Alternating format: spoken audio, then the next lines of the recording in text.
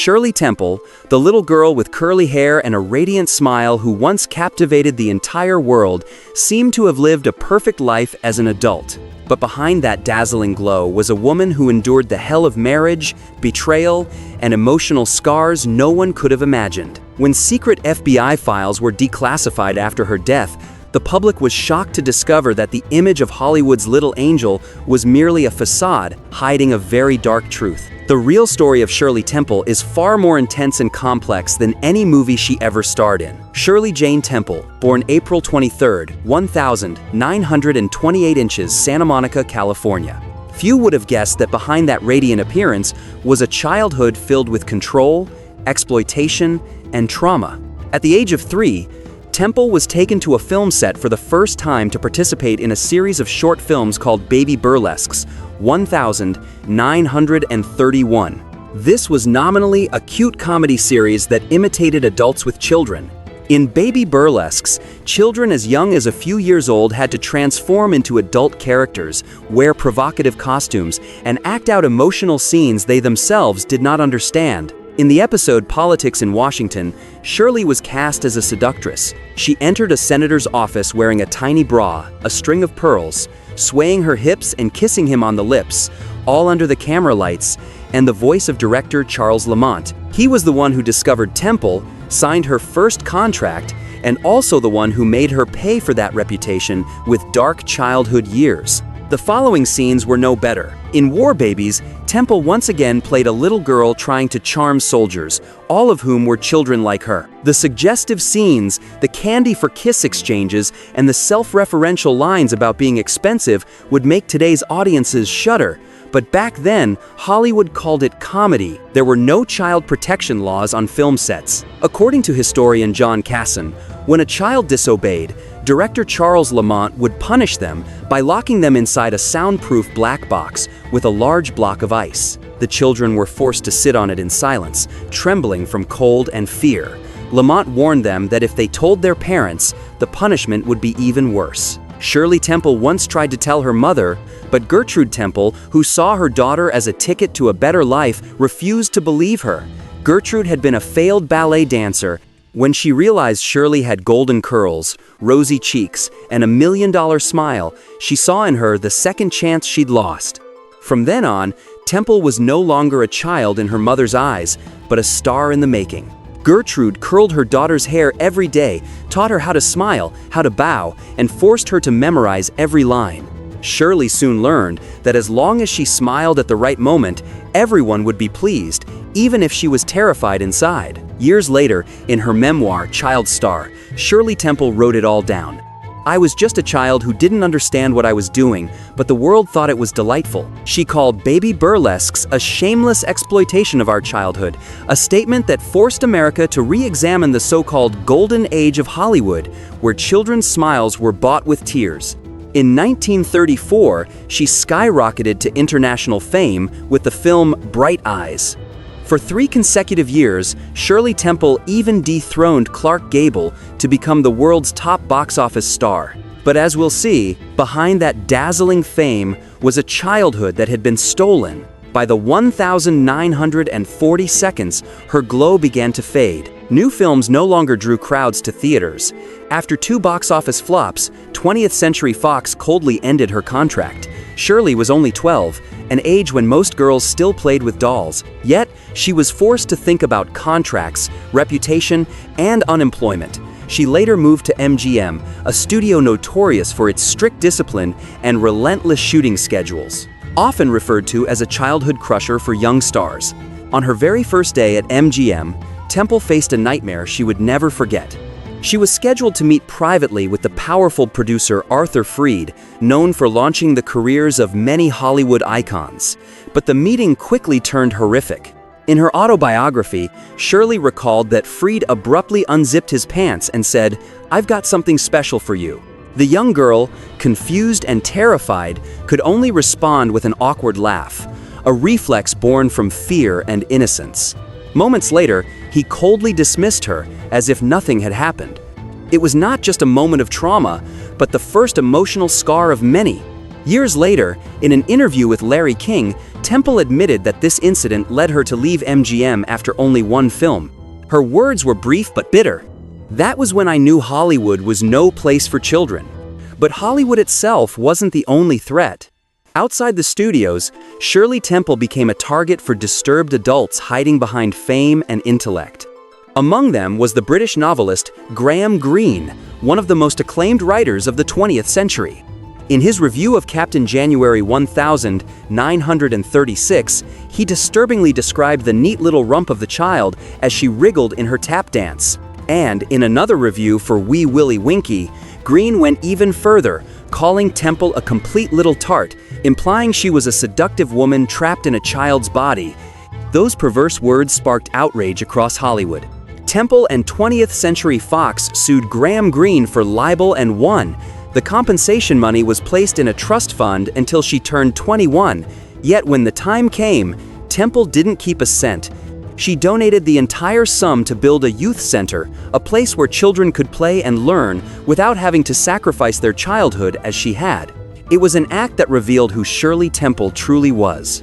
Kind, dignified, and resilient in a ruthless Hollywood, she managed to preserve her innocence and compassion, refusing to let the darkness consume her. But fate still wasn't done testing her. As Shirley Temple grew older, she found herself facing rumors so absurd that even she couldn't help but laugh. One of the most widespread, which swept across the US and eventually Europe, claimed that Shirley Temple wasn't actually a child at all. According to the rumor, she was a fully grown dwarf disguised as a little girl, deceiving audiences and the media alike. The story spread so wildly that it caught the attention of the Vatican. In her memoir, Temple recounted that Father Silvio Massante, a representative of the Holy See, was sent to investigate. The solemn priest arrived at her home, requesting a private meeting and asking bizarre questions: what year she was born, whether she had a birth certificate, and if anyone could verify that she was in fact a real child. At first, the Temple family thought it was a joke, but it wasn't. The priest carried official authorization from the Vatican itself. When the news broke, the public was both astonished and amused. It revealed a deep-seated mistrust of Hollywood, a world where illusion was so pervasive that even a child's innocence could be doubted. Temple later called it the strangest rumor of my life, but said she wasn't angry. "I understood," she wrote. "When people are surrounded by make-believe for too long, they start to doubt what's real." Father Massante explained that the rumor had spread throughout Europe, with many convinced that Temple's fame was due to her being a 30-year-old woman pretending to be a child. Some even presented evidence. A few claimed she had adult teeth, since none of her baby teeth ever seemed to fall out, while others insisted her teeth had been filed down to look smaller. The truth, of course, was much simpler. Temple explained that she had lost her baby teeth, but wore caps and partial dentures during filming to cover the gaps, which kept her signature smile flawless on screen. Yet, this wasn't the only mystery fans tried to unravel. Many were obsessed with finding flaws in her perfect little girl image. Some even doubted that her iconic curly hair was real, to the point where overly curious fans once tried to tug at her curls just to prove it. In her autobiography, Temple wrote that she actually wished her famous curls had been a wig because her real hair was a nightmare to maintain.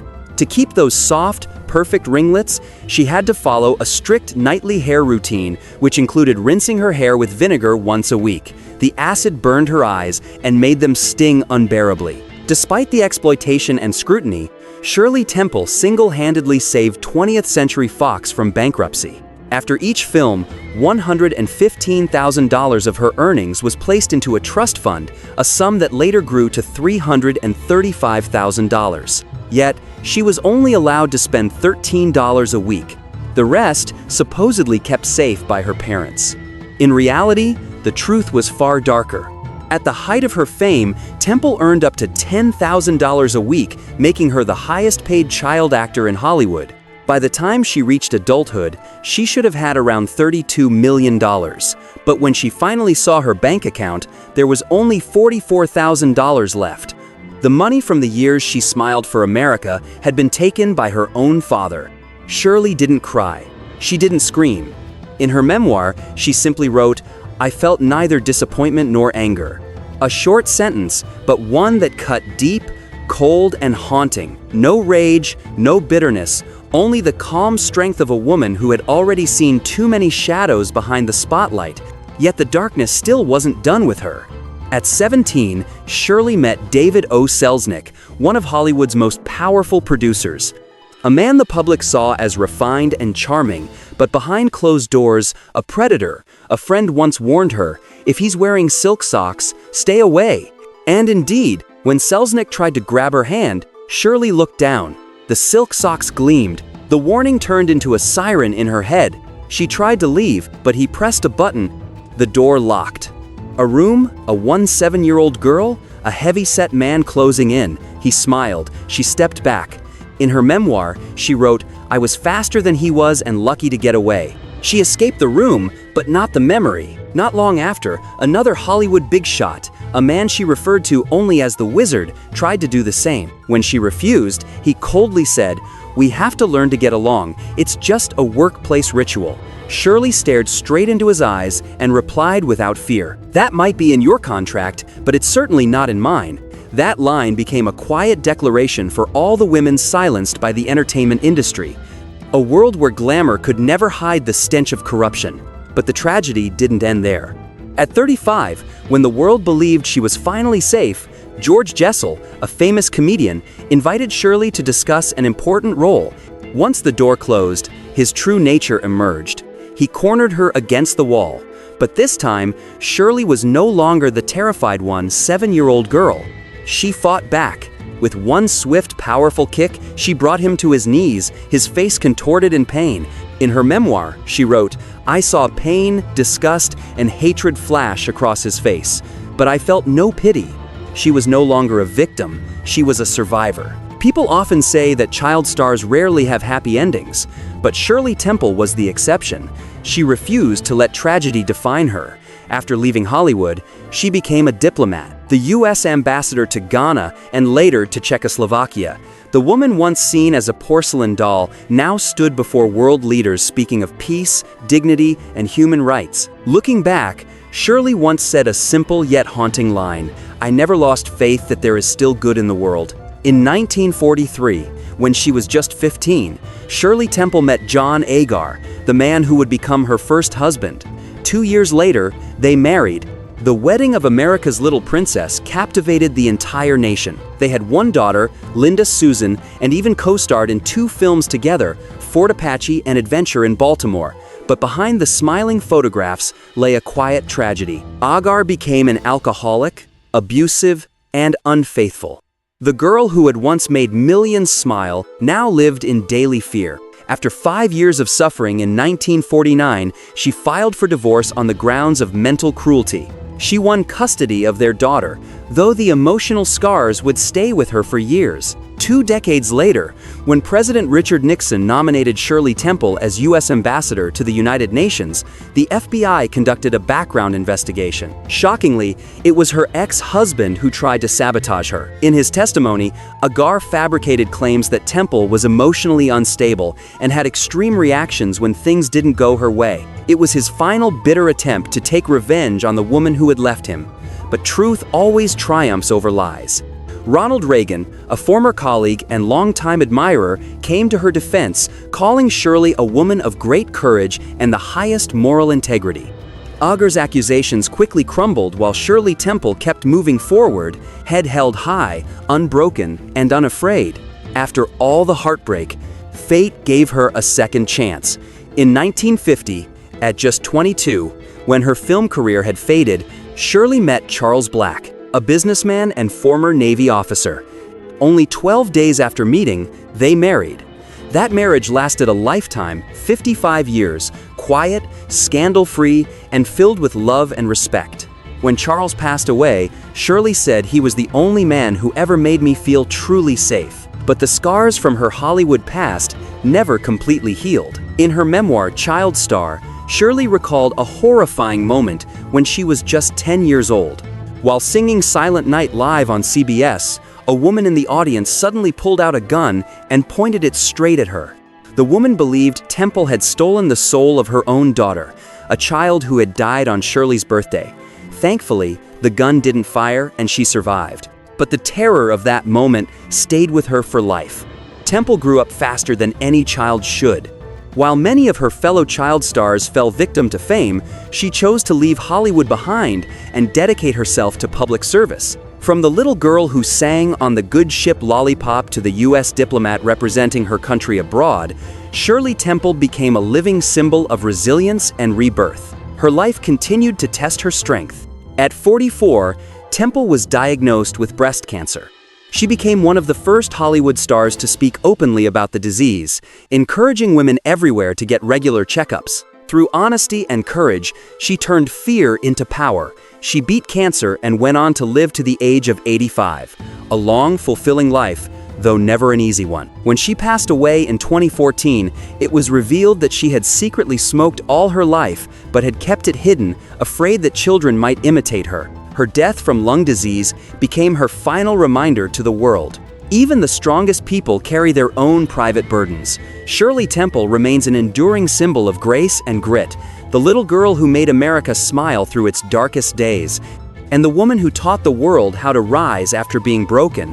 Her life was like a film with no script, beginning in wonder, descending into darkness, and ending in light. Today, when people remember Shirley Temple, they don't just recall the golden curls or the radiant smile. They remember the brave heart that survived the shadows of Hollywood. She wasn't just the greatest child star of all time. She was living proof that sometimes the smallest flame can light up the entire world.